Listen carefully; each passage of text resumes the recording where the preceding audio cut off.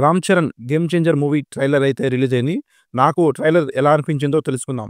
Perfect Sankranti బొమ్మ అయితే పడబోతుంది. అయ్యిందా రాసివ్రా రానా ట్రైలర్లో ప్రతి ఎలిమెంట్ కూడా చాలా బాగుంది.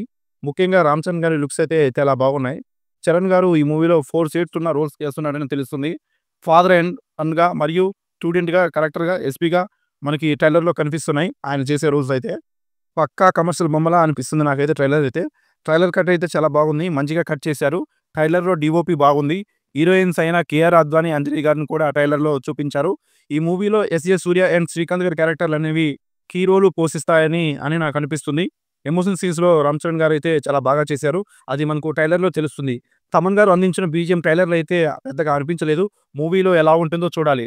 ప్రొడక్షన్ వాల్యూస్ అయితే టూ గుడ్గా ఉన్నాయని చెప్పుకోవచ్చు. భారీ బడ్జెట్ అయితే మూవీకి అయితే పెట్టేశారు. దానికి సంబంధించిన అవుట్ఫిట్ అయితే మనకి ట్రైలర్లో తెలుస్తుంది. ట్రైలర్ అయితే పక్కా కమర్షియల్ మూవీలా ఉంది. కమర్షియల్ శంకర్ మూవీలా ఉంది. మెసేజ్ కూడా ఉండవచ్చు.